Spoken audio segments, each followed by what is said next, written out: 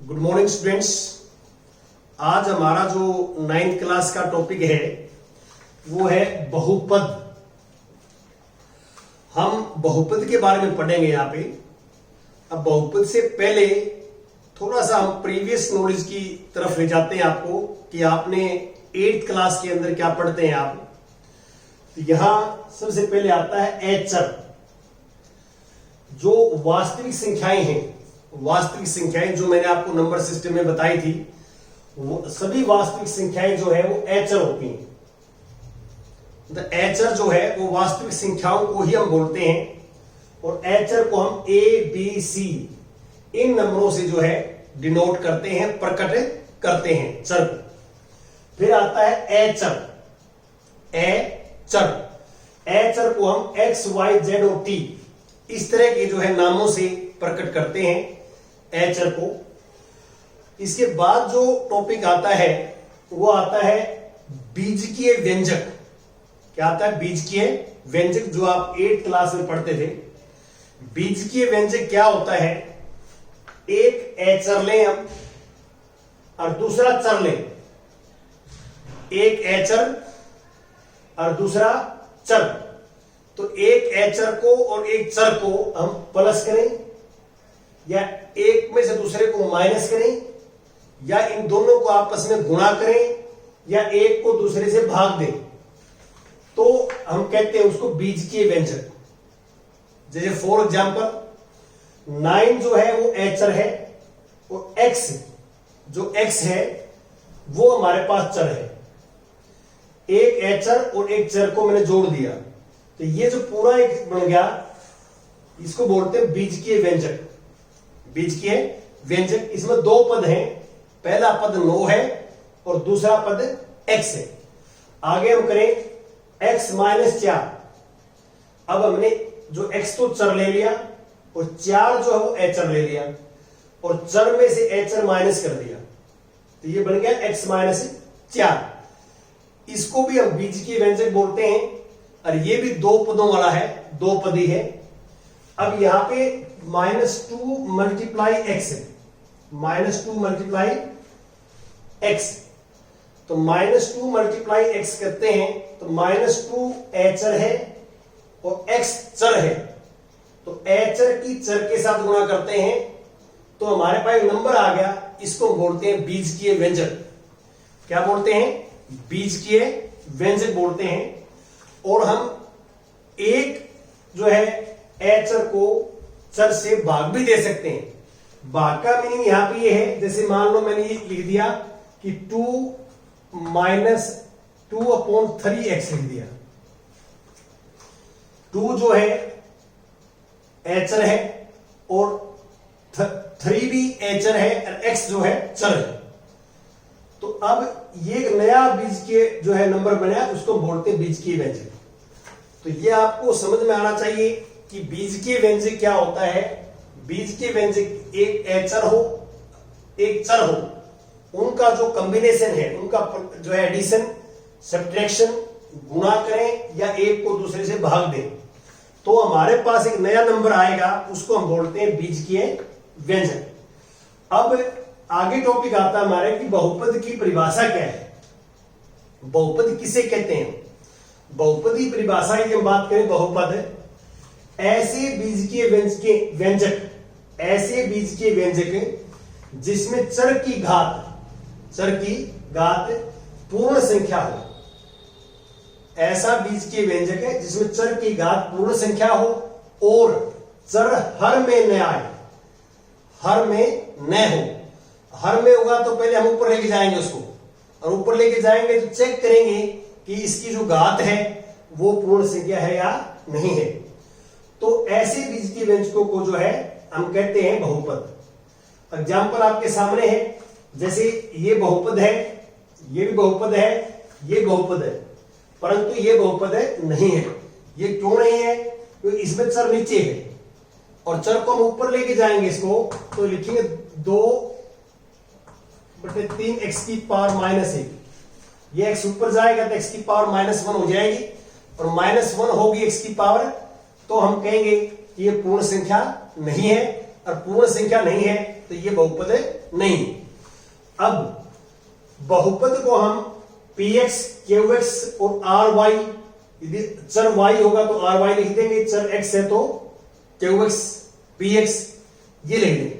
ये हम जो है जैसा चर जिस में होगा, बहुपद जिस चर में होगा, बहुपद जो है जिस चर में होगा उसके हिसाब से आप ये नाम लिख देंगे, और ये बहुपद को प्रकट करने के नाम है, बहुपद के नाम हम ऐसे रखेंगे।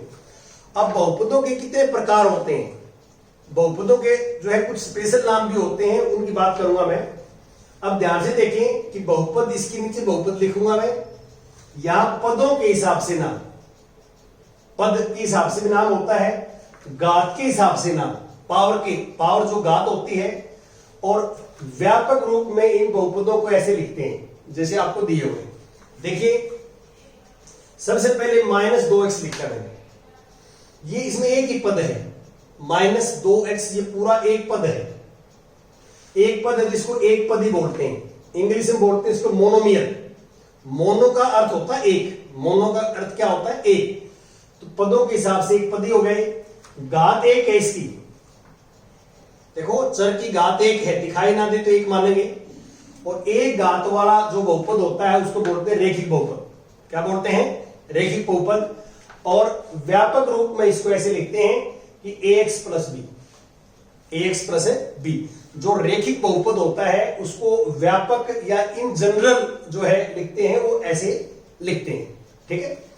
और इसमें आप क्लियर ध्यान दें कि a और b जो है वो अचर हैं और x जो है वो चर है, ये आप ध्यान जरूर रखेंगे ऊपर के हिसाब से। अब इसके बाद आ गया ये x स्क्वायर प्लस 4x, ये दो पद हैं, एक x स्क्वायर पहला पद है और 4x दूसरा पद है, इसको बोलते हैं द्विपदी। क्या बोलते हैं? द्विपदी बहुपद, इंग्लिश में बोलते हैं बायनोमियल। बायो का मतलब होता है बायो, BI, बायो मतलब क्या है? दो, और द्विघात बहुपद इसको इंग्लिश में बोलते हैं, दो घात वाले बहुपद को, दो घात वाले बहुपद को द्विघात बहुपद बोलते हैं। और इसको इन जनरल ऐसे लिखते हैं, व्यापक रूप में द्विघात बहुपद को ऐसे लिखते हैं ax square plus bx plus c। बच्चा इस बात का स्पेशल ध्यान रखे कि जो चर की अधिक से अधिक घात है, बहुपद में जो चर की अधिक से अधिक घात है उसी को हम बहुपद की घात मानते हैं, ठीक है, ये ध्यान रखेंगे आप। अब ये जो है 1 2 3 तीन पदों वाला है, ये त्रिपदी होता है, तो त्रिपदी बहुपद ट्रिनोमियल बोलते हैं इसको इंग्लिश में, ट्रिनोमियल।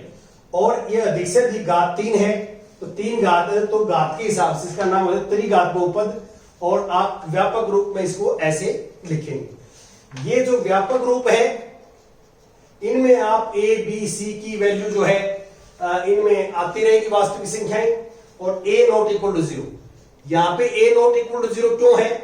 a नॉट इक्वल टू 0 इसलिए है, यहां पे यदि यहां a 0 हो जाए इनमें तो 0 इंटू एक्स 0 हो जाएगा, ये सिर्फ b बचेगा, x खत्म हो जाएगा, तो ये फिर रेखिक नहीं रहेगा, रेखिक नहीं रहेगा।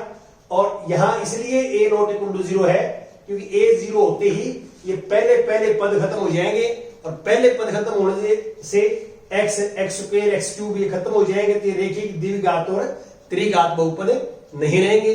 इसलिए हम लिखते हैं a not equal to 0, a b c चर है।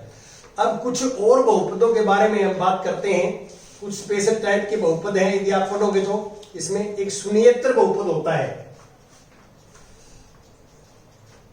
शून्येतर, शून्येतर, शून्येतर बहुपद, बहुपद। शून्येतर का मतलब क्या है? जीरो को छोड़ के, जीरो को छोड़ के जितनी भी वास्तविक संख्याएं हैं वो सारे के सारे जो है वो शून्येतर बहुपद कहलाती है। शून्येतर बहुपद का अर्थ यह है कि उसमें चर नहीं आएगा, सिर्फ कांस्टेंट आएंगे, कांस्टेंट, कांस्टेंट अचर आएंगे, जीरो नहीं आएगा, ये ध्यान रखना। जैसे -2 है तो इसको -2 जो है वो शून्येतर बहुपद है, इसमें x नहीं है, देखो आप क्लियर। और इसको हम ऐसे लिख सकते हैं -2 इंटू एक्स की पावर 0, -2 इंटू एक्स की पावर 0, ऐसे हम लिखेंगे इसको। अब आपको ये पता है x की पावर 0 1 होता है, आप ये पढ़ के आए हैं x की पावर 0 क्या होता है 1। तो अब इसको -2 को आप ऐसे लिख सकते हैं, तो शून्येतर बहुपद की जो घात है वो हमेशा 0 होती है। x की घात 0 है तो शून्येतर बहुपद की घात क्या होती है 0। शून्येतर बहुपद की घात जो है घात वो 0 होती है। अब एक होता है शून्य बहुपद, शून्य बहुपद ये मैं बताया था, शून्य बहुपद, शून्य बहुपद होता है 0 0। शून्य बहुपद क्या होता है 0 0 को हम बोलते हैं शून्य बहुपद। और 0 शून्य बहुपद है, इसकी घात जो है अपरिभाषित है। शून्य बहुपद की घात जो है अपरिभाषित है। यदि आपसे कोई ये पूछ देता है कि शून्येतर बहुपद की घात कितनी होती है, आप बताएंगे 1। 1 क्यों होती है ना 0 0 क्यों होती है, क्योंकि जैसे मैंने -2 है, -2 को मैंने लिखा -2 इंटू x की पावर 0, x की पावर 0 1 होता है, तो इसमें -2 तो अचर हो गया और x हो गया चर, और चर की जो घात है उसको हम मानते हैं बहुपद की घात। तो शून्येतर बहुपद की घात जो है वो शून्य होती है और शून्य बहुपद की घात अपरिभाषित होती है। शून्य बहुपद 0 को हम शून्य बहुपद बोलते हैं। अब थोड़ा सा मैं आपको ये भी बताना चाहता हूं इसके अंदर कि ये अचर की जरूरत कहां पड़ती है हमारे को, अचर की जरूरत कहां पड़ती है ये मैं आपके साथ डिस्कस करना चाहूंगा। जैसे आपने छोटी क्लासेस में वर्ग का परिमाप निकाला है, वर्ग का परिमाप भी निकालते थे, वर्ग का क्षेत्रफल भी निकालते थे। वर्ग का परिमाप आपने पढ़ा है 4 गुणा में भुजा। तो मैंने एक वर्ग लिया, आप देखिए एक वर्ग जिसकी भुजा की लंबाई 2 है, तो इसका परिमाप होगा 2 गुणा में 4 8। दूसरा वर्ग लिया 3, परिमाप निकाला 3 गुणा में 4 12। फिर एक वर्ग लिया 4 वाला, 4 यूनिट भुजा है, 4 गुणा में 4 16। इस तरह के आप कितने वर्ग बना सकते हैं, अपरिमित रूप से नहीं। तो इसलिए हमें सबका अलग अलग परिमाप निकालना पड़ेगा, जैसे मैं फार्मूला बता रहा हूं। लेकिन इन जनरल बात करें, मैंने एक x भुजा वाला वर्ग ले लिया। x क्या है, कोई भी वास्तविक संख्या हो सकती है, तो उसका परिमाप होगा 4 गुणा में x, 4 गुणा में x। अब ये जो है इन जनरल है, इन जनरल है ये, क्यों, क्योंकि जैसे इस फार्मूले से ये भी निकल जाएगा। यहां x की वैल्यू 2 है तो x को 2 लिखोगे यहां पे, तो 2 4 जा 8, x को 3 लिखोगे तो ये 12 आ जाएगा वहां से, और x को 4 लिखोगे तो यहां 16 आ जाएगा। तो इसका मीनिंग क्या है कि आप किसका मान बदल रहे हैं, आप x का मान बदल रहे हैं, और x का मान बदल रहे हैं कि कभी 2 ले लिया x को, फिर 3 ले लिया, फिर क्या ले लिया 4। और मैंने आपको ये बताया है कि जिसका मान बदलता रहता है वो चर है, और जिसका मान बदलता नहीं है वो अचर है। अब 4 नहीं बदलेगा, 4 हमेशा 4 ही रहेगा, x बदलेगा। तो 4 तो यहां पे अचर है और x जो है वो चर है। अब ये मैंने आपको पदों का, घात का और लगभग ये सारी चीजें मैंने आपको बताई हैं। अब उदाहरण नंबर 1 आप थोड़ा देख सकते हैं, उदाहरण नंबर 1 एक्सरसाइज 1.2.1 का, कि नीचे दिए गए प्रत्येक बहुपद की घात ज्ञात कीजिए। तो मैंने आपको बिल्कुल स्पेशल आपको बताया है कि घात क्या होती है, कि बहुपद में जो चर होता है उसकी अधिक से अधिक जो पावर होती है, बहुपद में जो चर है उसकी अधिक से अधिक जो घात होती है वो पूरे बहुपद की घात कहलाती है। तो पहला मैं यदि आपके सामने पढ़ूं तो इसमें पहले में सबसे अधिक घात 5 है, तो आंसर हो जाएगा कि इस बहुपद की घात क्या है 5 है। और दूसरा मैं पढ़ता हूं सेकंड पार्ट, इसमें 8 अधिक से अधिक घात है y की, 8 देख सकते हैं आप। और तीसरे में क्या है 2 दे रखा है सिर्फ, 2 को मैंने जैसे ये समझाया आपको। अब 2 जो दे रखे है ना 2, तो 2 आप इसको ऐसे लिख सकते हैं, देखिए 2 है, 2 यहां चर नहीं है, चर नहीं है तो ये शून्येतर बहुपद कहलाएगा, क्या है शून्येतर बहुपद कहलाएगा। और इसको मैं ऐसे लिख सकता हूं 2 इंटू एक्स की पावर 0, क्योंकि x की पावर 0 1 होता है, x नॉट इक्वल टू 0 को छोड़ देंगे। ये ध्यान रखें आप कि x का मान 0 नहीं होना चाहिए, 0 की पावर 0 जो है वो 1 नहीं होता, इस बात का आप स्पेशल ध्यान रखेंगे। और जो है ये जीरो को छोड़ के x की पावर 0 1 होता है। ये कभी मौका मिला तो आपको मैं इसका प्रूफ भी बताऊंगा कि x की पावर 0 1 क्यों होता है, ये भी डिस्कस करेंगे। तो तीसरा जो पार्ट है, जो 2 दिया हुआ था, 2 में आपने घात बतानी थी, तो घात क्या है इसकी 0 है। और वैसे ही मैंने यहां लिख दी है कि शून्येतर बहुपद की घात क्या होती है 0 होती है। और बाकी इसके अंदर आप पढ़ेंगे, मैं ब्रीफ में मैंने जो है लगभग सारा आपको समझा दिया है। आज का जो होमवर्क है वो 2.1 एक्सरसाइज जो है वो आपने कंप्लीट करनी है। एक गुणांक के बारे में मैं थोड़ा बताया था आपको। जैसे गुणांक ये है, ये मान लो मेरे पास बहुपद है कोई, इसमें आपने x की पावर 3 का गुणांक निकालना है, x की पावर 3। तो x की पावर 3 के गुणा में यहां कुछ दिखाई नहीं दे रहा, और कुछ भी ना हो तो गणित में 1 मानते हैं। क्या मानते हैं? 1।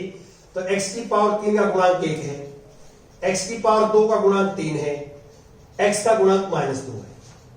मेरी बात समझ रहे ना कि x का गुणांक -2, माइनस हो तो गुणांक के साथ जाएगी, माइनस गुणांक के साथ है जाएगी, समझ गए। अब इसके अंदर देख लो आप, x स्क्वायर है, x स्क्वायर का गुणांक 1 है यहाँ, तो इस बहुपद में x स्क्वायर का गुणांक 1 है, x का गुणांक कितना है 4। और अब इस बहुपद में x का गुणांक कितना -2। तो ये गुणांक के बारे में बता दिया कि किसी भी, अब मान लो ये क्वेश्चन है मेरे पास, इसमें x क्यूब का गुणांक a है, x स्क्वायर का गुणांक b है, x का गुणांक c है, और जो एचर बहुपद है, एचर बहुपद, तो वो जो है d है, उसमें आपने कहोगे गुणांक क्या है, d है। तो कांस्टेंट टर्म बोलते हैं इसको हम, कांस्टेंट टर्म, और ये आपका सिस्टम रहेगा। और कांस्टेंट पोलिनोमियल एचर बहुपद भी बोलते हैं इसको। ये सारे एचर बहुपद हैं, एचर बहुपद। 0 को अलग से नाम दे दिया शून्य बहुपद, 0 को छोड़ के बाकी सारी वास्तविक संख्याओं को शून्येतर बहुपद। ये मैं ऑलरेडी सारा आपको बता चुका हूं। आज आपने ये फर्स्ट एक्सरसाइज जो है कंप्लीट करनी है। Thank you.